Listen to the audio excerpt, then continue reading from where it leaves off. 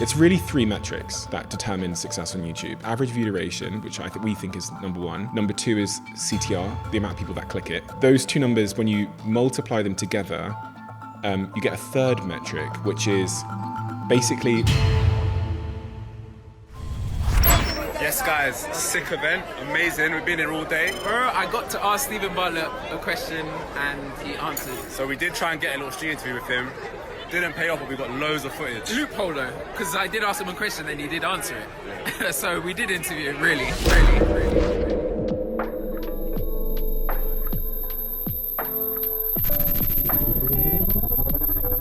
Yo, my people, welcome back to the Venture Room, the number one platform for aspiring entrepreneurs.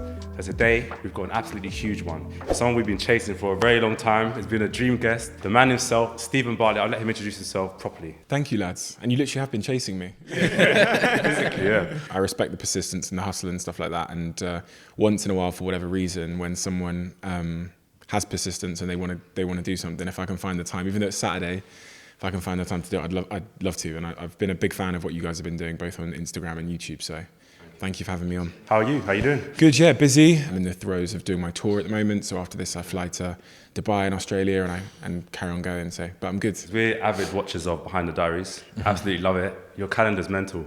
Mad. I don't know how you do it. Yeah. And what's interesting, because what you see on Behind the Diary isn't the full extent of my calendar. Because a lot of stuff, like, for example, you won't see this on Saturday. You won't see it. Okay. A lot of stuff happens on the weekend. I'm recording a podcast today. I'm doing this today. I've got a bunch of meetings today. Okay. And then in the evenings, what I've said to Huel, most business happens now digitally. It's not meetings. It's like when I don't have meetings, that's when work begins. Yeah. So trying to show more of that stuff on there too. So do you have chill time or is it just flat out all the time? I do have chill time. Yeah. Not a lot of it, but for example, Man United are playing Brentford today at 8 p.m. Yeah. And I'm probably going to go over there and watch the game. That's my chill time. I love it, man. Pretty much. How often? Not often at all. Having a partner, they are, in my case, very good at forcing balance into my life. Yeah. Making sure that I take, like last weekend, we went and did escape rooms. Okay. You know what I mean? Like, I would never, off my own, choice, go and do escape rooms on a Saturday. So, but it's important because you got to step away from the picture sometimes as an entrepreneur, I think, to see the full painting. And you have to have those moments away. It actually makes you better, more creative, more inspired. So, yeah, 100% agree. I think we can both agree because we would literally just be doing this if it wasn't for our girlfriends. They make us do stuff that we wouldn't normally do. How old are you boys? So I'm 31, so not 31. So yeah, 29. 29. Okay, so we're the same age. Okay, we're in the same boat. I think a lot of people struggle with building businesses and having relationships as well, because some might see it as they're taking time away from the relationship and the struggles that come with that as well. Yeah, well, I've met a lot of people that are exceptionally successful, and I'm thinking about one particular guy that I met when I was 25, and he sat me in his mansion, his mega mansion with all the cars outside, and he had the 2 Aventadors that I always wanted, and we were down by his indoor pool, and then it got to about 4 a.m. and we went upstairs and he was like, you can sleep in the Louis Vuitton room, and which is basically because he's got so much Louis Vuitton in his house that one room, like the size of this room, is just full of it. And that night he told me, he goes, Steve, I'm successful in one of 10 things that you need to be happy. I have all the material success, but I've not been successful in my health, in my relationships, and all those other things. So because I'm not really successful. Until you're successful as a sort of a complete human, then something will always be lacking. And the most inspiring thing I ever got to do was meet the guy that I was heading to be, which was him. In every sense of the word, my life was gearing towards being him. And even that night, he said to me, would you mind sleeping in the same room as me? Like, would you sleep in the same room? Because he felt lonely, essentially. And that was a really pivotal day for me because it made me like redefine in myself what success really is. Yeah. It doesn't make sense to the brain. Like if you're someone that is driven by shame and insecurity and you come from a hard background or any environment where money or success was, the lack of it was invalidating, then you've basically got to unlearn and relearn a set of rules that will make you successful in the next season of life. The first season of life, when you're like a young hustler trying to get it up until you're really like 30 years old, being dragged is great. Like being dragged by that force of shame and insecurity is great. But then when you get past 30, I now think like, right, there's no return on investment for me going to escape rooms with my missus on Saturday. There's no way that I can like logically I have to use a different measurement stick to decide whether that was a good use of time or not. And you have to therefore have almost like a personal mission statement that you're making your time allocation decisions through. My personal mission statement isn't to get loads of money. My personal mission statement is ultimately to be happy. And then what does happiness mean? Really, it means 5 things for me. If I have a sense of forward motion, if I'm challenged, if I feel like every day is a challenge, if I'm working with people that I love, if I have control over my life, and if the goal I'm pursuing is subjectively meaningful, I think I'll be happy. Yeah. It's just a mindset change, isn't it? Because the default is like, okay, I'm wasting time because I'm not moving towards my mission. But you need it to have a healthy mindset. You need these other things to kind of, it's like an outlet, essentially. Yeah, but you are moving forward. And this is the crazy thing with progress and success. It's slow, then it's fast. Any company, business, or podcast that I've ever started, they look the same. It's slow, 3 years where no one's listening, and then it's fast. If you look at my business career, the first 10 years of my business career from 18, it's slow, basically nothing happened for the first 3 years, had no money, basically nothing happened, and then it was fast. And what's actually happening, if you just take the last 10 years of my life and say that I made 9 figures, 100 million in the last 10 years of my life, I actually made 10 million a year. I didn't get to see the money in the first 5 or 6 or 7 years, but it was, the seeds were sowed then. And it's the same with my podcast. First 3 years, like no listeners. Last year, the podcast on YouTube did about 4 million subscribers. Last year alone, that's just in in 2023. It's slow, then it's fast. So you have to realize that you are planting seeds, and it just doesn't feel like it. In my book, The Diary of a CEO, I talk about these 5 buckets that we all have. The first one is what we know, which is our knowledge. Second one is our skills. The third one is our network. The fourth one is our resources, and the fifth one is our reputation. The last 3 buckets can be emptied. Life empties those. The first 2, that's longevity in every sense of the word. Knowledge and skills, no one can ever pour that out. They can take away your status, they can take away your money, your network, you can have things can happen in life. But when you're pouring into these first 2 buckets, it's amazing because it's the best investment ever. Investing in things no one can take from you, your knowledge and skills, is the best investment anyone can make. Life will bring you back up or back down to the true level of your knowledge and skills. You can't cheat the system. And you should endeavor to fill from left to right. And what you're doing in that year is actually you're filling those first 2 buckets. You're understanding production, like the content, the reels, the algorithms, the engagement rates, and all those things. It's just like pouring into that bucket. But people can't see that. So obviously, my family is very supportive and they love what I'm doing. They're like, okay, how are you going to monetize? You're spending all your money on this stuff. How are you actually going to monetize? And I don't actually know what to say back to that. All I know is that I'm learning something and it's valuable. It will get somewhere at some point. But you don't know how to describe where that somewhere is.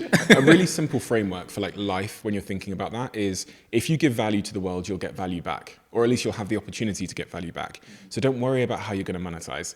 Obsess about how you're going to give value to the world, and it will take care of itself. I remember when I started the Diary of a CEO and I spoke to a guy in my company called Alex, and I said, I want to start a podcast. And he was like, there's no like real money in podcasting. This was 7 years ago. And he actually wrote down for me the numbers to prove to me that there was no money in podcasting. He was like, if you get this many downloads, the current CPM, which is the like cost per 1,000 views, is this. So you'd have to do this to even make this. It's not going to work. And I hear what you're saying logically, right?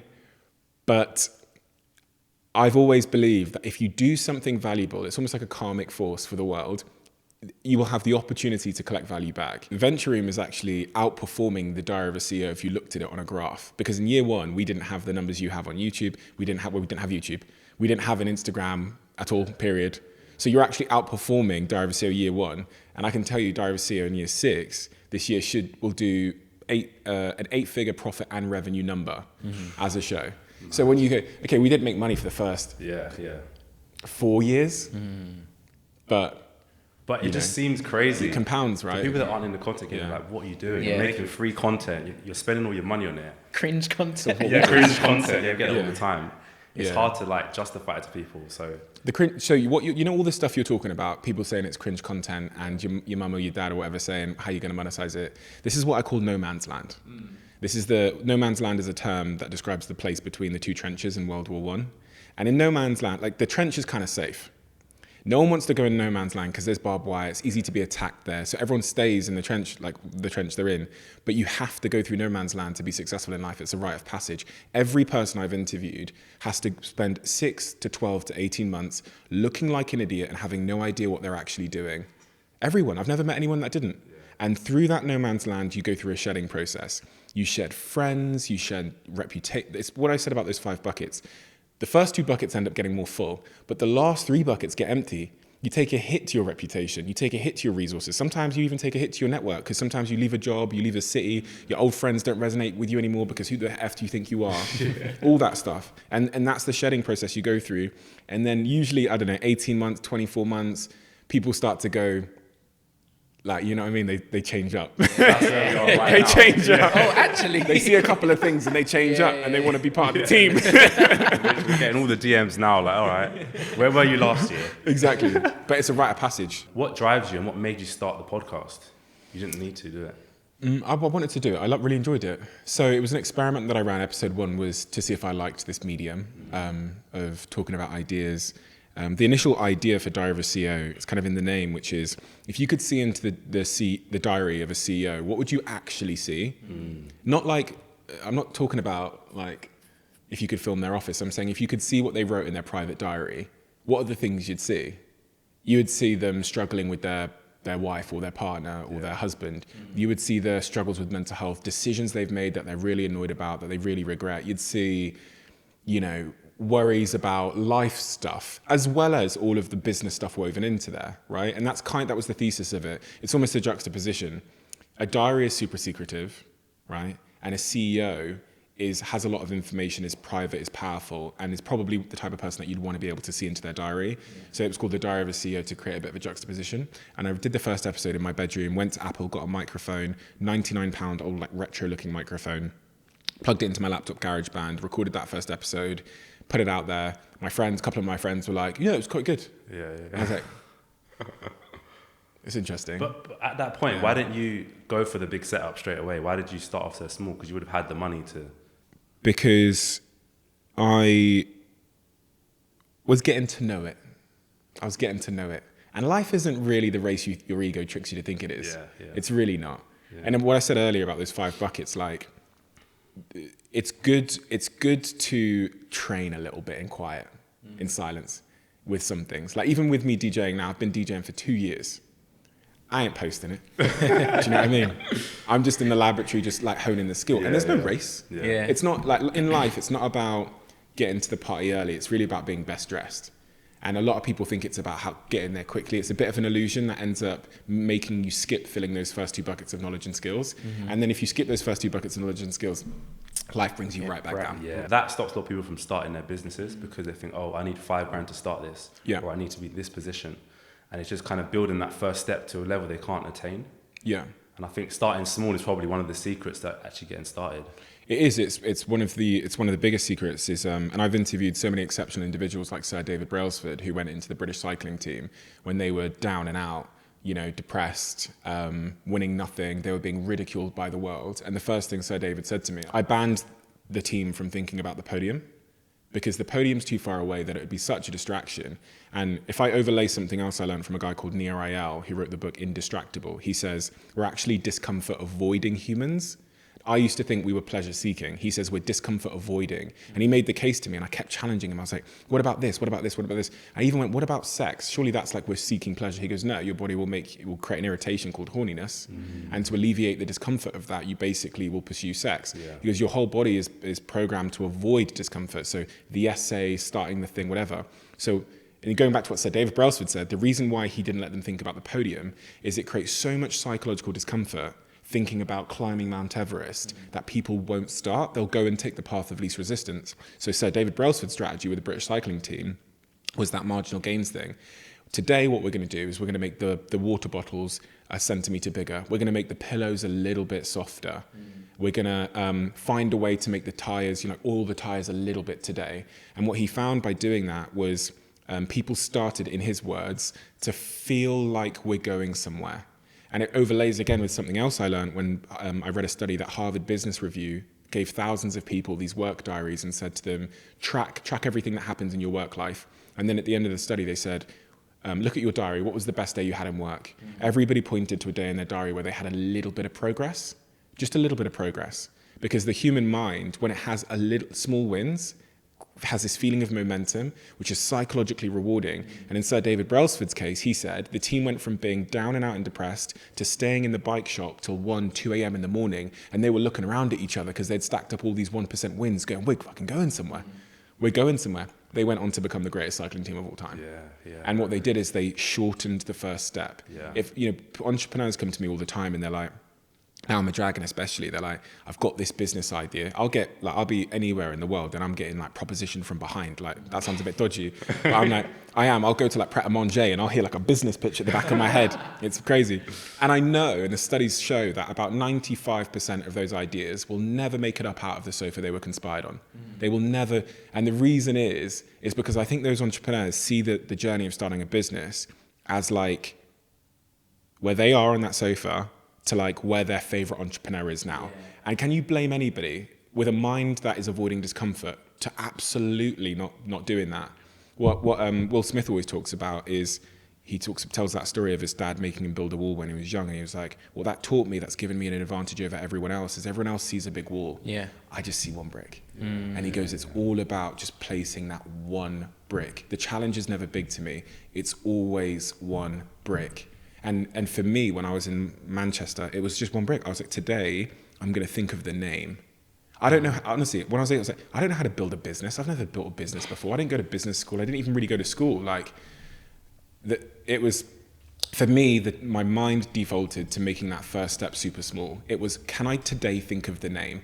If I think of a name at some point in the next month, I'm an entrepreneur. I think people want to get to the end product too quickly. And I think that's what builds up that, I guess, fog in their head to stop their progress. The fast way is the slow way, because the slow way is the only way. And so every other temptation you get to go a fast way is probably a mirage or a trick or some sort. I didn't have money when I started. I went on LinkedIn and I typed in the word investor. I had 2 CCJs because I'd not paid these for. I got given these like 4 credit cards that had like overdrafts and stuff, and I just burned them out. I had no idea what a credit score was, so I just destroyed that. Got 2 CCJs, living in Manchester, have an idea.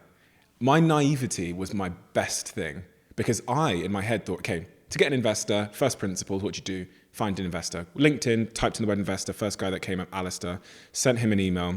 He says he'll give me the money if I get the domain name and I find a team member. The key is 2 things. Understanding the law of averages, which means basically the more attempts you make, the higher your probability of success. Send more emails. And the second thing is how to ask. And most people either fall down on one of those 2 things. Either they will send 3 emails and go, see, I tried. I tried to get a job, mum. There's no jobs going. Or they'll send 100 emails and they'll all be bad emails. The sweet spot is the law of averages, high quantity, high quality. And I learned this working in call centers when I was 16, 17, 18, 19 years old. I would write down on a piece of paper how many people would tell me to F off. So I'd get about 80% of people that would like really passionately tell me to F off. About 15% of people would tell me to F off, but they'd say it in a soft way. So 80% hard nose, 15% soft nose. And then 5% of people would listen. And those are the people in play. So the law of averages states I need to make 200 phone calls to find 10 people that are in play. And that stayed with me my entire life. Most people need to understand the core motivations, as I learned from a CIA agent a couple of weeks ago in LA. And he said he could go from not knowing you to your secrets in 9 months. So I said to him, how'd you do that? And he said, well, you need to understand that all humans have 4 core motivations, and motivation and manipulation are the 2 sides of the same coin.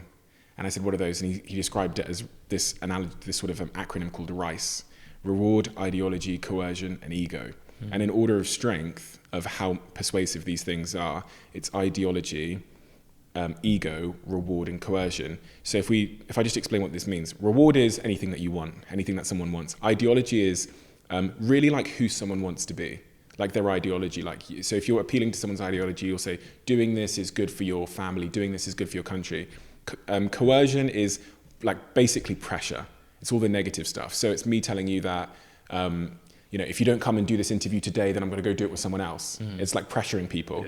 And then ego is, the big misunderstanding with ego is we think that only like Donald Trump has an ego, but he explained to me that everyone has an ego. Mother Teresa has an ego. And we know what ego is. It's like inflating someone's sense of themselves.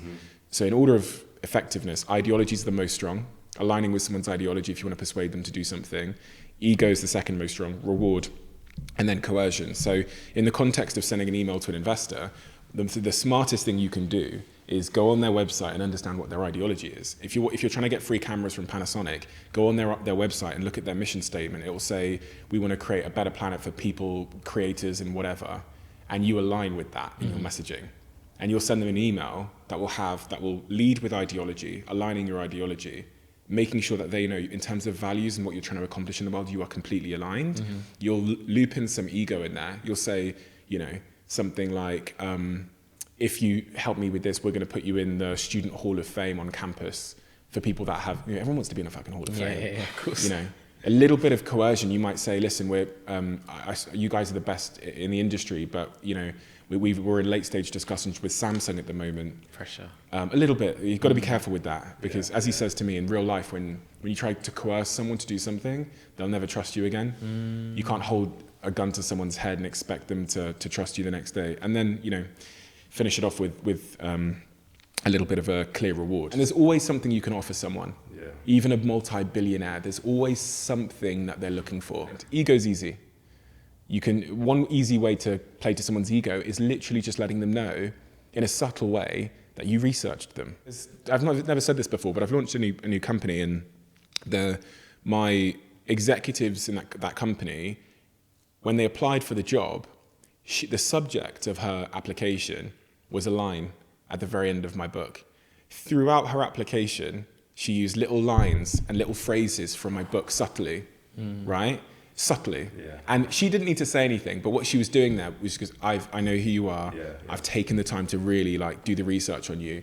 And it made it stand out in my inbox. And she's ultimately now the chief commercial officer of my business. Yeah. And with her came the new CEO of my business. Wow. Because it was just a really smart way to apply. In my inbox, because of the quantity, I have to go, because some people send 5 pages. Yeah. I have to I have 5 seconds to figure out what it is.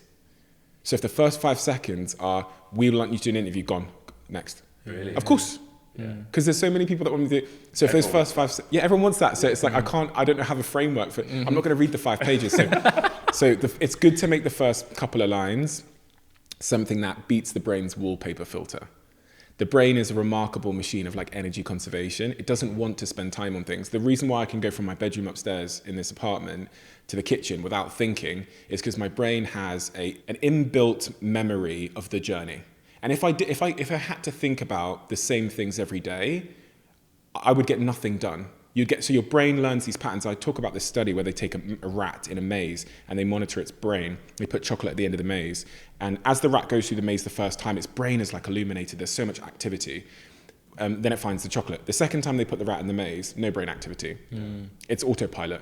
Everyone's brain that you're targeting, their brain is on autopilot. So within a couple of seconds, they'll make a decision. And so in those first couple of seconds you have to do something that is going to pique the interest of their mind. And one of the ways to do that is what she did when she applied for a job with me, my chief commercial officer. She said a line that I was shocked that anyone would know. I guess your brain's normally on autopilot when it reads through, we want to interview, but that one stood out and it resonated with you because it's something from you. The subject line, let me see if I can find the email. The subject is dragged or driven, which is what I was just talking about earlier. I was saying, are you dragged? Yeah. So I talk about a lot on the podcast, being dragged or driven. She must have listened to a lot of episodes to know that. And then the rest of the email has loads of little mentions of things that I've said on my show before, I've said in my books. So it just stood out to me that, I gave her the time. It was a well-structured message, which is actually really, really important. And it got from, usually messages might get a couple of seconds. She managed, because she beat the wallpaper filter in my brain. When I say the wallpaper filter, I mean, I'm talking about the brain's, it doesn't notice wallpaper because it's always there. So anything that's commonly said or is cliche, the brain has learnt now to ignore. So you have to avoid cliche. Same with how you title things and how you title the episode of this. You have to try and avoid cliche. You can't call this the 5 secrets to motivation. If there's 100 articles called that already, choose a different name. It's so interesting you said that, because I was watching a video the other day and it said that most people, when they're trying to grow, let's say a YouTube channel, they copy the channels or the videos that have the successful title. So if I say $100 million CEO speaks to us about success. Yeah. A channel that's got like, let's say 2 million views on that. If you copy that, that title is already successful. So you should do that. No? No. Okay. The most important thing on YouTube and pretty much most platforms is average view duration, which is how many minutes of the video someone watches. So YouTube told me many years ago that if you make a 20-minute video and you have an average view duration of 8 minutes on that video, it will beat any other video that has like 7 minutes or 6 minutes. So say that the average view duration on that video you just described there is strong, then the video does really well, like really irrespective of the title. So then you see the title and you go, okay, the title must have been the reason. Well, no, the quality of the video to retain people was the reason. It's really 3 metrics that determine success on YouTube. It's average view duration, which we think is number 1. Number 2 is CTR, the amount of people that click it. Yeah. Those 2 numbers, when you multiply them together, you get a third metric, which is basically the amount of people that saw the video and how many seconds of watch time YouTube got from that. So it's it's like for every impression, how many seconds of watch time do we get? YouTube's goal is to make money. Yeah. So when they put your video on the homepage, that's an impression. Yeah. Most people won't click it, but the 3%, if that's your CTR, will click it. And then the 3% will watch it on average for, let's say, 5 minutes. That creates a number. The amount of impressions when we show people, and then the amount of seconds we get from every impression. And that's the holy grail. That's actually those 2 numbers put together. View duration and CTR create the impressions per second. That's the key number. So basically how invested they are in the content, pretty much. Essentially, just a really simple way to think about it is YouTube want to recommend videos that keep people on the platform for longer. Yeah. So if you create a series, for example, that can sometimes be useful. If you create a playlist, that's super helpful. They also reward the first video that causes a streak. So if people watch your video and then they go on to watch 3 other videos on a different channel, your video gets the credit for the streak. Really? So the first video in the streak gets the credit. So they'll recommend your video more because it's causing people to stay on the platform longer. So reward system, basically. Yeah, it's very simple framework. It's like YouTube want people to stay on the platform longer. Let's make content that retains them as long as we can. Yeah. So we started doing a podcast, a traditional podcast like this. We stopped doing it because we felt like it was saturated. Unless you have big names and you're a big player, there's no point getting into the market. So we stopped doing that. What's your thoughts on podcasting, and is it saturated? Every industry will have the illusion that it's saturated. When I started all my businesses, I looked at the market and thought, I'm so late to this party. I can remember the day being sat there thinking, damn, someone's already done it. And I remember speaking to the CEO of Warner Music and him telling me, he goes, when we came to London with our record label, we came down to the street and we got there and there was loads of record stores, all these little 1-story little record boutiques. And he thought, we're late. And you go back to that same street today, they're all skyscrapers. Yeah. Turns out they weren't late. And honestly, in this medium, nobody's late. What's podcasting? Podcasting is just a show. Every idea you have will be often held back by this illusion that you're late to the party. But as I said earlier, it doesn't matter if you're late to the party. It's about being best dressed. It's about execution. And there's 3-4 million podcasts. When I started, I think there was probably 2 or 3 million podcasts around the world. But our approach was to do something that is just inherently valuable. Yeah. And there's always something of value because the world is always changing. Yeah. So there's always something that people are looking for. There's always something that's in high demand but short supply. Yeah. And I 100% believe you could start today and create the world's greatest podcast if you figured out the value that's missing and you executed on that well. Then the great thing about a changing world is there's always doors opening and closing. So your advantage is in finding the new way to execute, that, the incumbents like me or someone like Rogan will be so complacent with the way we're doing things that creates an opportunity for you. Where would you say you see the future of podcasting going? Well, obviously a big part of the future of podcasting is going to be AI. Because much of what we're doing now could be taken care of by AI. So we're building a lot of AI podcasts at the moment because I want to take part in the thing that's going to fire me. And most people don't because they get romantic about the way they do what they do. Yeah. So they don't. The mind creates dissonance. It doesn't allow you to keep your eyes open to the lion that's coming. But there's a lion coming for all of us, as history tells. So AI podcasting. Honestly, if I was trying to be successful in podcasting, you said earlier that you don't have you know, you can't compete with people that have like a gazillion followers and that have amazing networks. But what you can compete on is creativity. That's always a war that's up for grabs. You can have a better creative format idea. And the thing about podcasting, on audio in particular, is it's really, really hard to grow because there's no algorithm underneath Spotify or Apple that's like recommending podcasts. There's the chart. That's really it. There's no like recommendation algorithm because there's not a social network underneath there. So most of the growth, about 50%, 60% of the growth in audio podcasting comes from word of mouth. It is you getting an episode and sending it to your friend. It is your missus sending you an episode of the podcast she liked. It is being sat in the back of a cab and a friend saying to you, oh my God, have you heard that podcast? It's insert. Well, your job is to make sure the format is so inherently compelling that people send it to each other. And there's like IRL word of mouth, and then there's digital word of mouth, which is sending it in the DM or sending it in. And that's a format game. So if I was starting a podcast today with not a lot of money and no network, and no million followers on Instagram or whatever else, I would be focused on creating a really press-worthy, compelling format. Like, I interview people that are currently cheating on their partner and I ask them how they're doing it and what they're doing. You can tell by your reaction that that's an inherently compelling format. We did a format for Hinge back in the day called Ghost Stories, where we'd bring someone in who had been ghosted, and they'd explain like how bad they were ghosted. I was talking to him for 9 months, and then suddenly he blocked me, and then we bring in the person that ghosted them. And it's you know what I mean? That's what I'm saying. Your reaction is evidence that you might go send that to a friend. So it's about format. That's the game that we can all fight, is format creativity. I feel like, obviously it's not podcast, but it's interview style. I feel like we've found like a gap in the market, especially in the UK. The street interview stuff does so well, and we're trying to expand that to add even more value in what we're doing. So we feel like in the UK there's not many people doing it like we are. So we think that is kind of a format of interviewing that could be the next generation of podcasting. If we can take that to maybe make it longer and deliver a really raw and organic format in terms of value, I think it could work.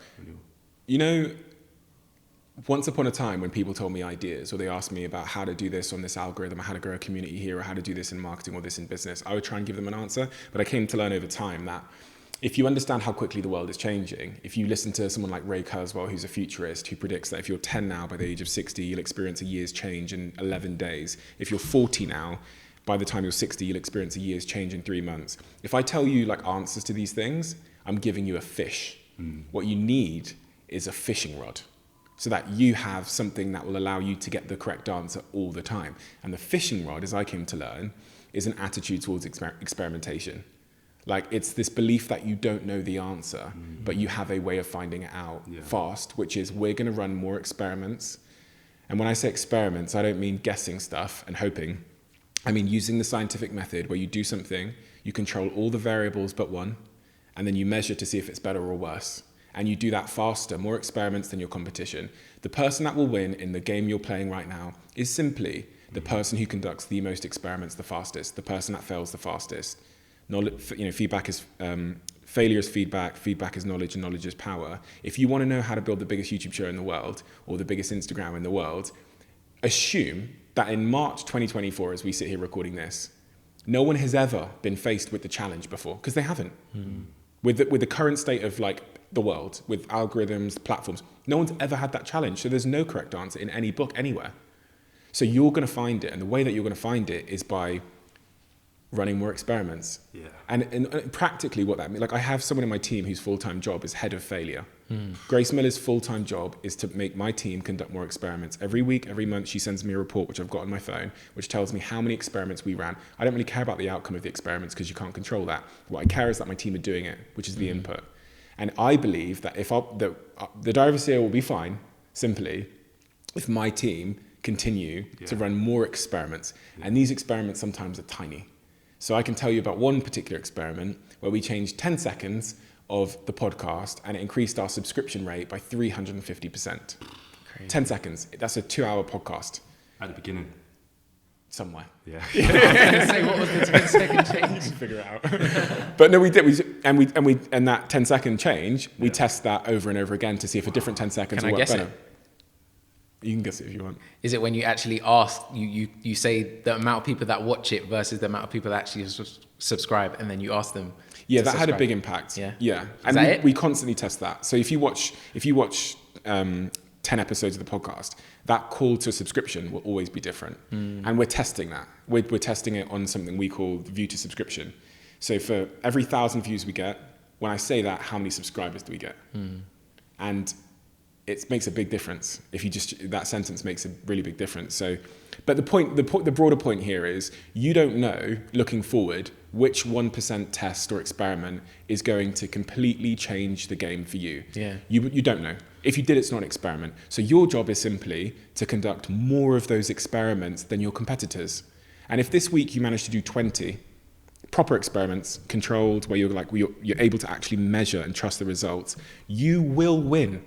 Because if you zoom out on any kind of trajectory graph, all you need to do is tilt something by 3%, 4%, 5%.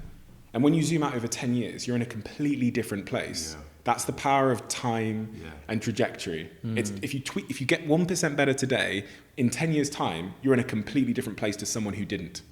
So I've got a question for you personally. What is the vision? Because I know you've got the Flight Group, and you mentioned you want it to be like the Virgin Media or the Virgin Group. What's the vision for Flight Group? And tell us a bit about that. Yeah, it's quite simple, really. It's at flightgroup.com. I don't think I've ever mentioned it in an interview before because it's quite new, the website and stuff. But we own a bunch of companies, from Flight Story to Flight Fund to Flight Media, our flight tech business as well, Flight Ventures. And the TLDR of it is Flight Group is essentially an investment fund, fundamentally.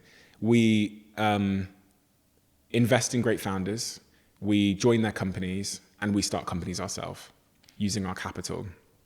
And we're operating across a broad number of industries. We're an investor in SpaceX and Whoop and Zoe and Huel and loads of great companies. We've started a bunch of great companies ourselves across multiple industries. Ultimately, I think of Flight Group as an investment vehicle that's investing in companies that create a healthier humanity and really that lean into innovation. I think, as I was kind of talking about earlier, I think that what's going to happen over the next couple of years with AI and large language models and biotech and compute going up and all these things is going to have a huge impact on the way the world is. And with that exponential change, there's exponential opportunity. Flight Group basically invests and builds companies in that exponential opportunity of change.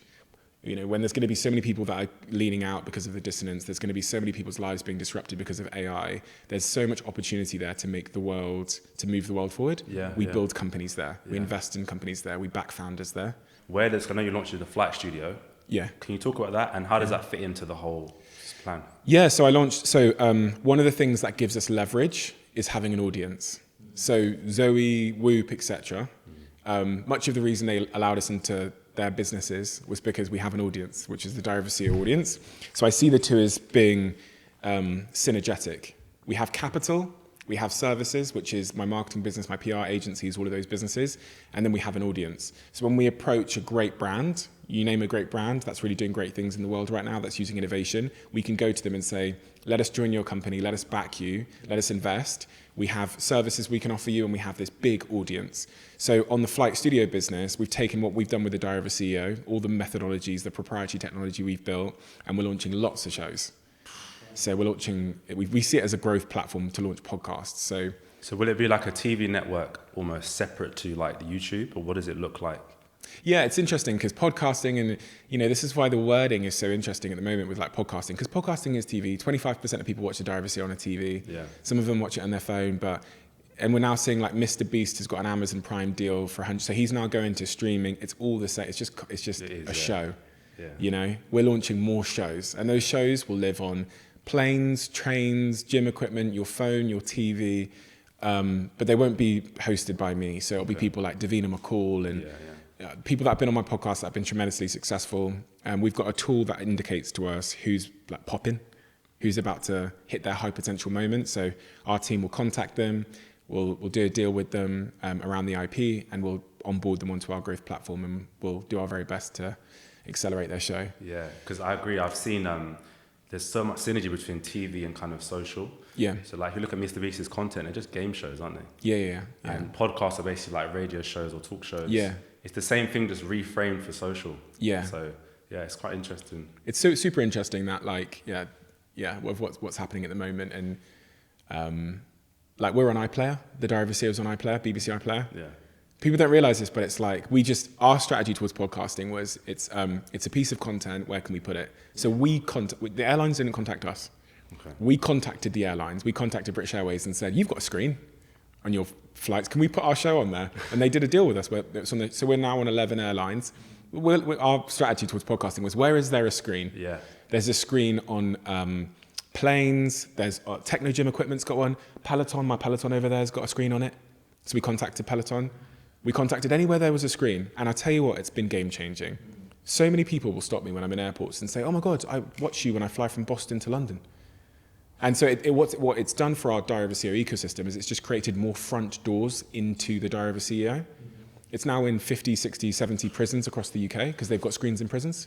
Can you talk to us about like the business side of it? Because it's quite difficult to understand how the money's made apart from sponsorships. And Yeah. How are you actually monetizing the podcast? Yeah. So we have a couple of like key sponsors that are like recurring sponsors where we've, and they happen to be companies that I've invested in.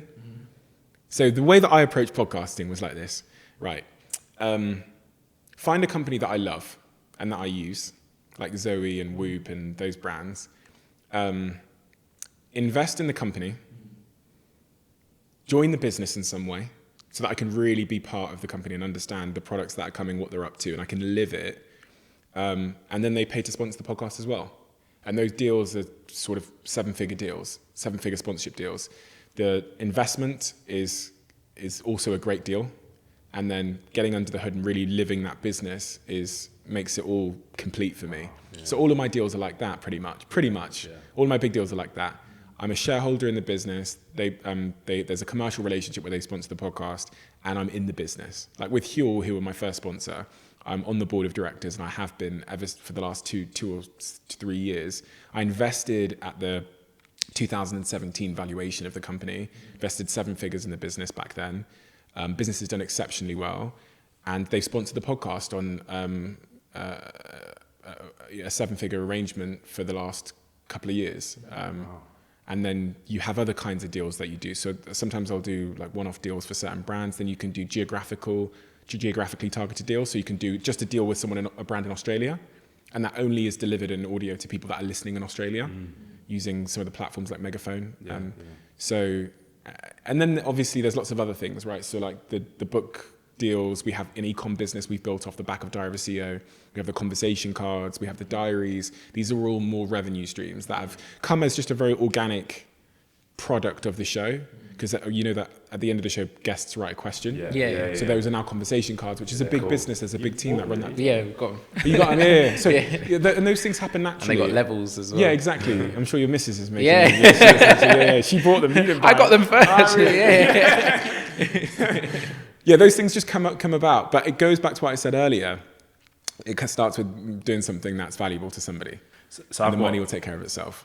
I completely agree with that. I've got a question for us, basically. Yeah. We're at that point we don't know the next step to monetize. Yeah. Do you have any advice for us from what you might have seen on our platform, where we should go next in terms of the business model behind it? How many emails have you sent to potential sponsors that are looking to reach entrepreneurs and aspiring entrepreneurs? Sponsorship, none. 0. No, wait, one.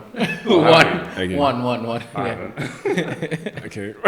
He says 0, you're saying 1. I'm saying. So here's what I'm saying. So I've never said this before, but the way that do you know how I got Huel? So the podcast hadn't really started yet. We're doing it on audio. There was no listeners. There was no video version of the Diary of a CEO. I contacted every company I like. Huel didn't contact me. Grenade didn't contact me. Yeah. None of them contacted me.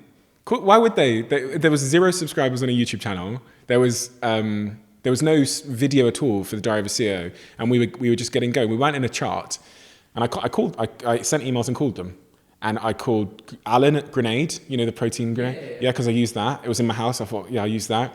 I contacted Julian at Huel because I used that, and I made a really good case to them. Ideology, reward, coercion, ego. I made a really good case to them as to why they should back me at a time when there wasn't a ton of evidence why they should. And Julian on the phone that day said, you know what, I'll give it a shot.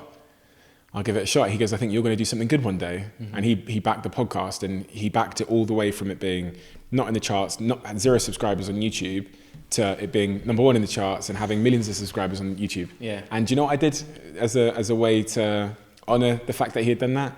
For the first couple of years, even though it was number 1, I never changed the price from day one, because I wanted to kind of repay him for the faith he'd shown in me. Yeah. And it's the same thing. You can call 20, 30, 40 brands today and say, listen, this is what we're building.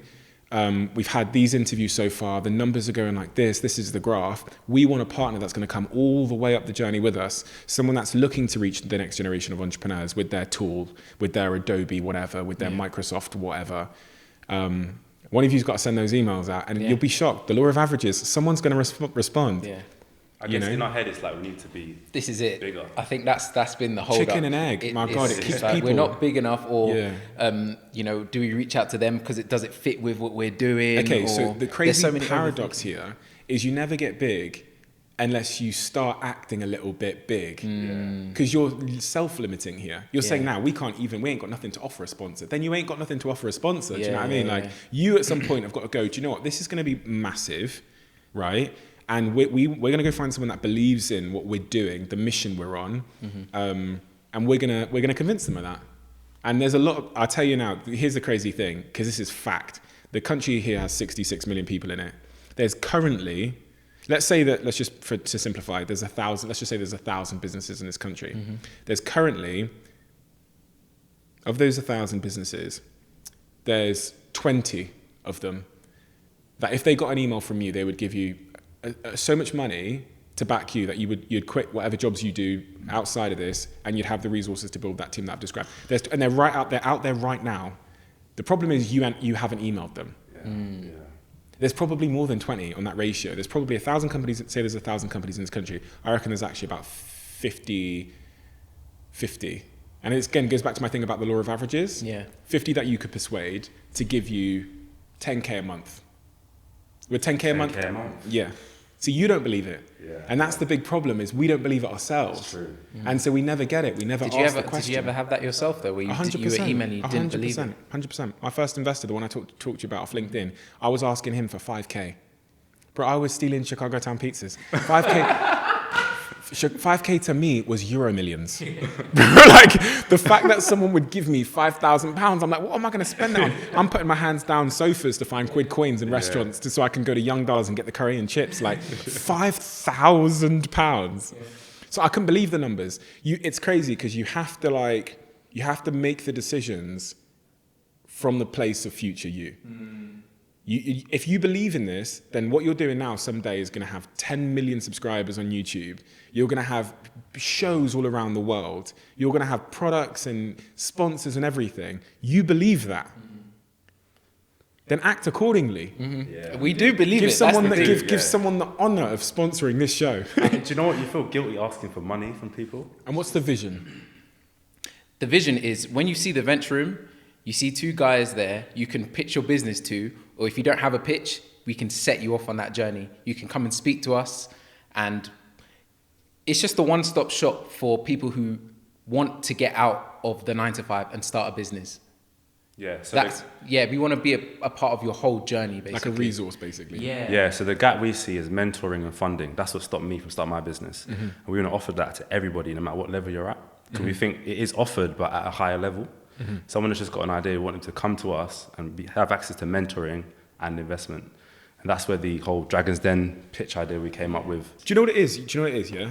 You're at the phase now where you're figuring out these answers. And you're starting to get little clues. You're like, the street interview thing, that's resonating for some reason. Honestly, what I'd say to you is you basically need to keep doing what you're doing. And it's not easy, because you're still holding on to other branches, because you have to. You're really there. I actually think you're like really, really close. It feels like it. I feel like you're getting closer. And I think if you say to yourselves, the next 12 months, we're really going to go for this. I think when we sit here in a year from now, you're going to have massive smiles on your faces. Anyway. Oh, no, I appreciate those words. Thank you so much. Thanks a lot. Guys, check out Steven's new his podcast and how he's doing, and also hopefully we can have some more time with him. Yeah, thanks for your time. We'll do it again next year. It'd be good to do a part 2. I appreciate Thank you. Thank you, man. Thanks, boys. Thank you.